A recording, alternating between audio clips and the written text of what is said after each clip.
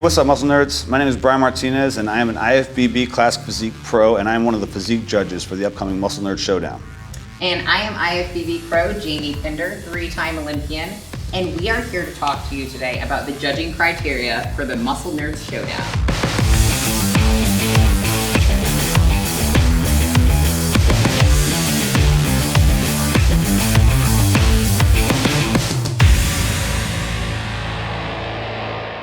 Jamie, let me ask you a question. Why is posing so important in bodybuilding? Well, posing in bodybuilding is the thing that shows the judges and the audience all of the hard work that you've poured into your body. So you're showcasing every muscle, you're showcasing every workout and every hour that you poured into the prep to get you on stage. Right, it's basically your art project, okay? When you're in the gym, you're working on that project. When you're at home cooking and eating, you're working on that project. But when it comes time to actually show your work of art, posing is how you do it in bodybuilding. And if you do it right, it can bring all the eyes to you. All right, Jamie, I understand there are what's called mandatory poses in bodybuilding. Tell me about these and why they're important. Yeah, so mandatory poses are showing off different aspects and body parts on a competitor, and they allow the judges to compare the competitors to each other. So you do these poses together at the same time, lined up? And you do them individually, so you can showcase your own strengths and hide your weaknesses at the same time. Well, give me one. Give me one to do. Let's do the front double bicep. All right, here we go. All right, so as you see Brian doing this front double bicep, he's showcasing his biceps. His arms are front and center. But you'll also see he's got his lats are out, making him nice and wide at top, and bringing down to a nice tiny waist, and then showcasing those awesome detailed pasty white legs. Yes. Tell me a little bit about what shape is.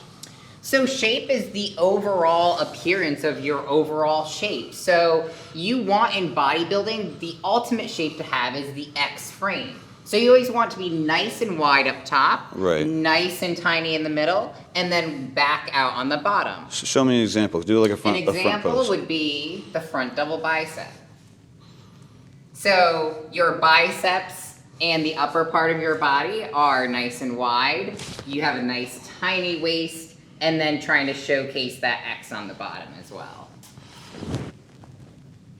Exactly. Beautiful. All right, tell me a little bit about proportion. Proportion and symmetry are probably one of the most important things when it comes to posing in bodybuilding. So as a bodybuilder, you want your body to be as symmetrical as possible. So you don't want your upper body to be bigger than your lower body, right, and vice versa. Same with the sides of your body. You don't want one side of your body to be bigger than the other. You want basically a full, complete look. Yes. Nothing is overpowering something. Exactly. Okay, yeah, I get that. Tell me about conditioning. Conditioning is important for bodybuilding because that's what actually showcases your muscles. So if you have a lot of muscle, but you are not conditioned, so you're not lean enough, you have a too high body fat, you're not going to be able to showcase all of the musculature that's under there. Right, right. And you're not going to have as good of a shape because if you have more body fat, it's harder for you to have that X frame that we're looking for in all the poses. And here's another tip. Conditioning is important for posing because people that are not conditioned properly for a competition, they tend to overpose when they're on stage because they think the harder they flex doing something, the more detail they're going to show, the more lines they're going to show. And it's just not going to work. You can't get the fat to disappear just by flexing harder. But when you're super conditioned, you're very lean, your body fat's low, your skin is thin, you're dry, you're hard, you're all these things. When you hit a pose, you don't have to flex so hard because you're already so conditioned. All you have to do is hit that shot and know that you're hitting every piece of the puzzle. So. And it shows off all of that musculature that you've been working so hard on. Right. So Brian, this is going to be my first time judging the physique portion of the Muscle Nerd Showdown. Right. So can you tell me how this is going to be different from a traditional bodybuilding judging panel? Absolutely. The whole idea here is that instead of being judged on basic bodybuilding criteria, you're going to choose a character. You're going to dress up as this character. You use your physique to help enhance the authenticity and wow factor of your character. So how is that going to change the posing aspect of like a bodybuilding posing and the muscle nerds posing. Let's say you choose Luke Skywalker.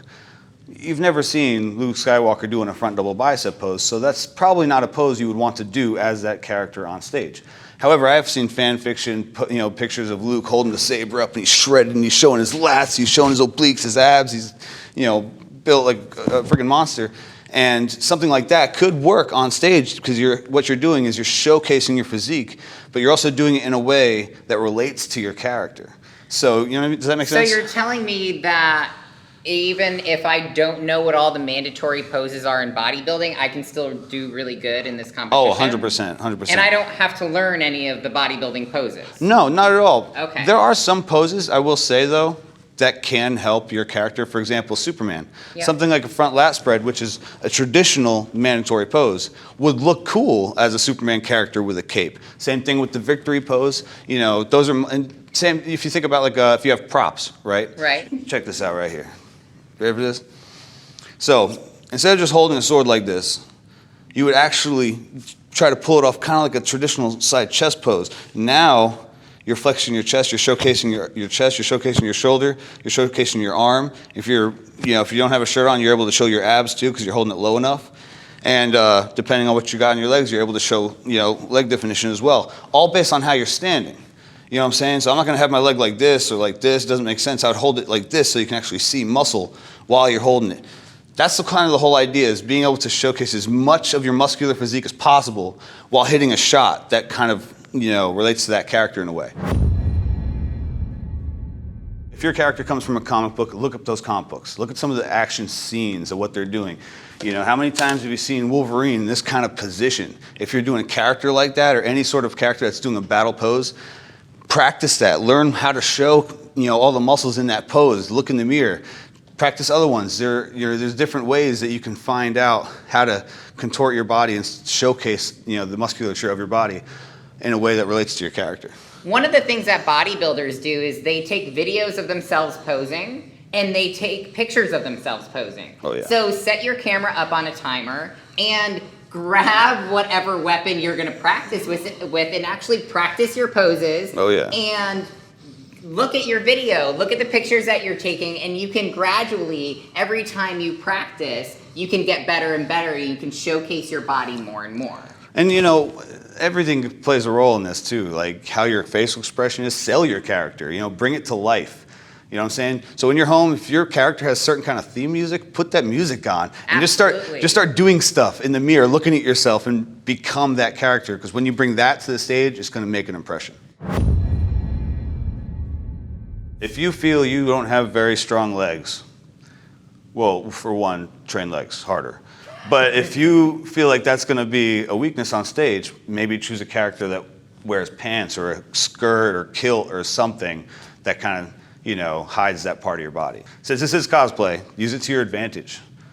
You want to focus on poses that are going to showcase, if you have really nice shoulders, stuff that's going to actually show off your shoulders. If you have a really nice back, some awesome good back poses with maybe some swords or whatever weapons that you have available. So it's about hiding those parts of your body that maybe aren't your strong suit and really showcasing all of your strength. Brian, what are the competitors required to do the day of the show? All right, this is what we're looking for. On the day of the show, at the beginning of the show, which is pre-judging, that's where we're actually going to be scoring you. And what we're going to want from you is 3 poses. One where you're facing the front of the stage. With this pose, with all the poses, you're going to try to make sure that you're highlighting the strongest parts of your physique. Then we're going to ask you to do a quarter turn, and we're going to want to see the profile. Now, again, there's no strict pose that you need to do. It just needs to be a pose that shows the side of your physique. When we look at the side of physique, we're going to be looking for certain things, but mainly we're going to be looking at what you're presenting us. So make sure that, again, from all angles, you're showcasing exactly what your strengths. You want to show your strengths, hiding your weaknesses. The last pose that we're going to want is a pose where you're facing the rear of the stage, where we're actually going to start looking at the back muscles. And again, I can't stress this enough, do poses that bring the eyes to your strongest attributes.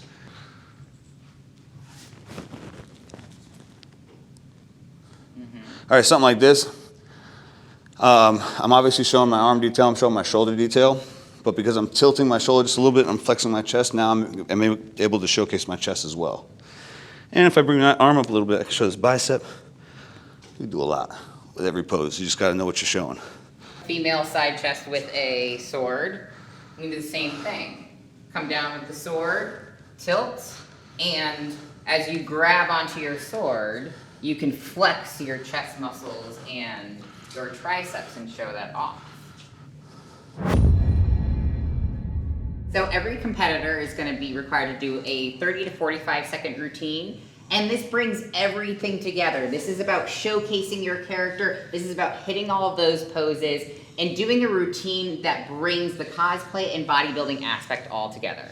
Your routine is your personal way of making an impression on everyone that's watching you, the judges, the audience.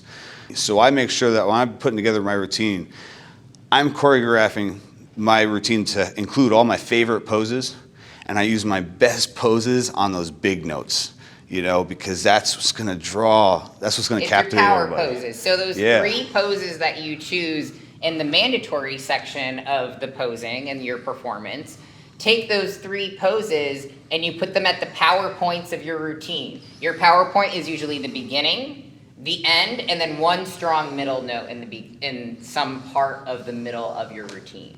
So that's when you would hit, you know, all of those 3 power mandatory poses. Make sure that, you know, between poses, you're staying in character pretty much is the best way to put it. You're not breaking that character. So even though you're not hitting a pose, you're just moving, you're flowing from one pose to the other, you're still at all times keeping things flexed and using, you know, every second you have that the eyes are on you to show parts of your body.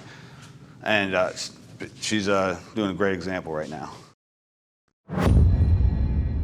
If you're not a performer, you generally want to make sure that you start your routine at least 12 weeks before your event. My best suggestion is get your music figured out first, get the basic foundation and your 3 power poses down, and then build the routine from there. As you build onto that routine, you're going to practice that routine every single day for at least 10 minutes a day. That's going to really drill that central nervous system pathway in, and that's going to make you unbeatable on stage. All right, guys, if you have any questions, don't hesitate to hit us up.